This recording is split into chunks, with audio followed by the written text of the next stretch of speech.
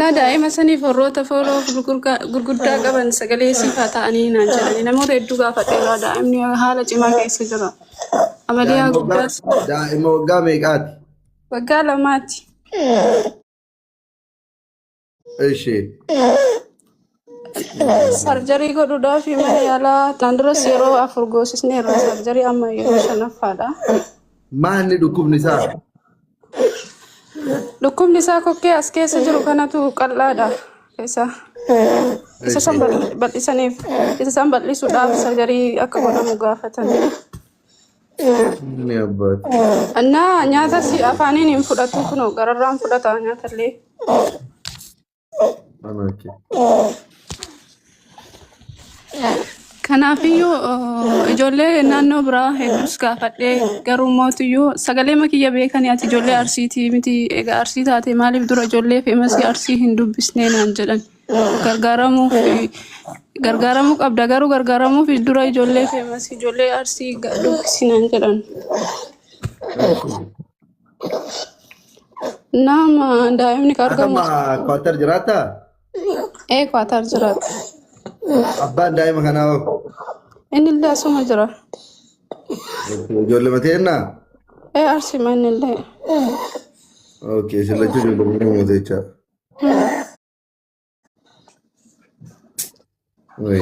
Waggaa lamaan minni? Inni waggaa lama erga dhukkubsatee yaalchisuu jalqabne waggaa 1 ji'a 8. Dura ofumaa yaalchisaa turre dhossinee namatti ni manne mana namna gurgurree yaalchisaa turre.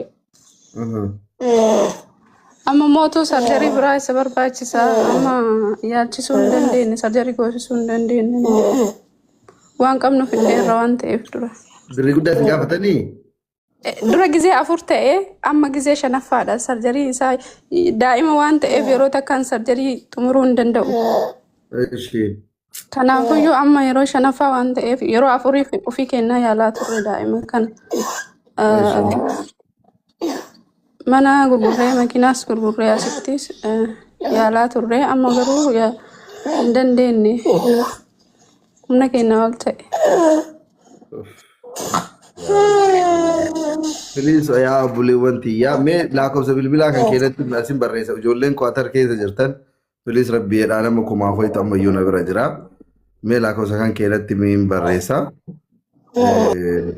ijoolleen teenna quba siyaa qabaattu baallaa horre biyya san keessa jiru.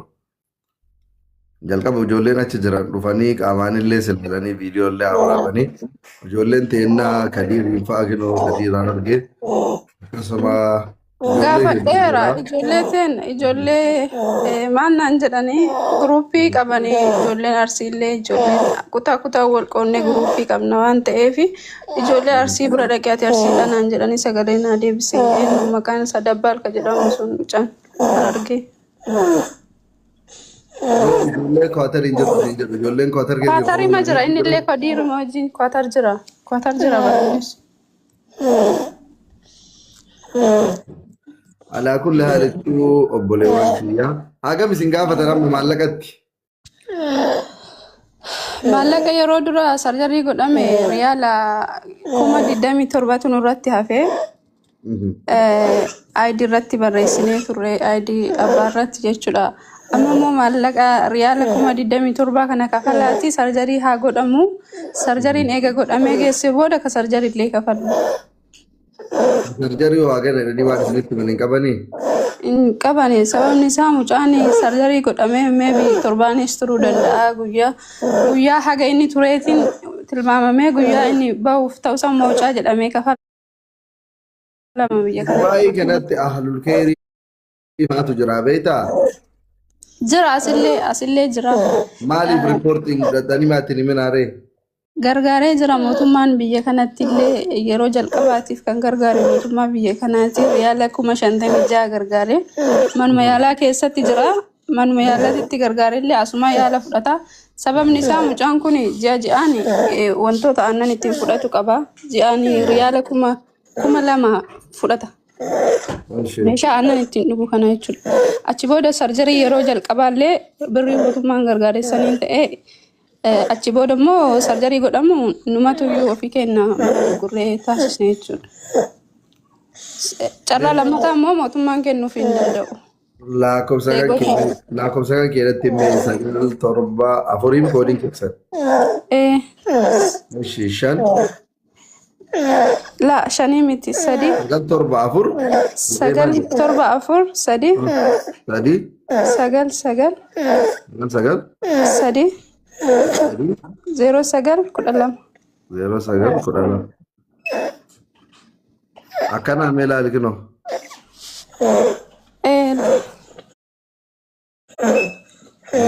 Maali?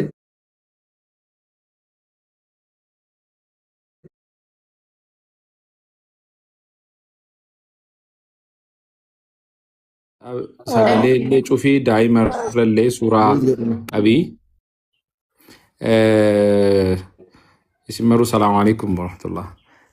Waalaikum salaam warahmatullah. Waalaikum salaam warahmatullah. Wanni argaa jirru baay'ee dhugaa nama dhaga'ama. Namni warri rabbi isin dandeessisee gargaaraan illee yoonnaa isii yoo qabaatte doolaara 100 ergaa fi amma waan zeellee moo maal fayyadamtan hin beeku ka biyya arabaa kana maaliin Western illee daandii dhufuu danda'a. Follow godhaani kennaa kadiirillee follow godhadhuuni dhiifama doktor. Kennaa kadir doolaara 300 jette rabbi si haa kennu. Follow godhiin ishii maahi ati namoota gana gargaarsa barreessan san follow godhi isinillee follow godhaa warri waan iyyattan bannaa taachuu daa'imni kun amma ማለከ ቤታ ኪያሮ ምናልባት በአማርኛም ብዙ ሰው አላችሁ እዚህ ስር ምንድነው የሆነው ያላችሁ ሰዎች ልጁ በጣም ታሞባት ነው እሷ የምትኖረው ደግሞ ቀጠር ውስጥ ነው እርዳታ ነው የምትፈልገው በቅርብ ጊዜ ውስጥ ልጇ ሰርጀሪ መግባት ስላለበት በጣም ብዙ ብር ነው የተጠየቀችው ኳተር ዶሃ ጅራተኒ ማሂ ኳተር ዶሃ ጅራን ድበዴ በሁ አይ ድበዱ እሺ ድበዱ ማልሴቴ አኒ ከን አርጋሙ ብያ ኳተር ኬሰቲ ብያ አረባ ጀቹዳ እና ረኮ ወይትራ ጅራ አከ ሰገሌና ፍታተን በርባዴቲ والله دائما لا دكبا يكن كيست دائما ما يلا كيس جرا سني اغرسيسو دندا እና ዳይማ ሰኒ ፈሮተ ፎሎ ጉርጉዳ ቀበን ሰገሌ ሲፋታ አኒ ናንጀላኒ ነሞተ እዱ ጋፈቴራ ዳይምኒ ሀለ ጭማ ከይስ ጅራ አመሊያ ጉዳስ ዳይማ ወጋ ሜቃት ወጋ ለማቲ እሺ सर्जरी को डुडा फी में याला तंद्र सेरो अफुर्गोसिस ने रा सर्जरी अम्मा ये शनफादा माहनी दुकुम निसा को के अस्के सजरू kana tu qallada kesa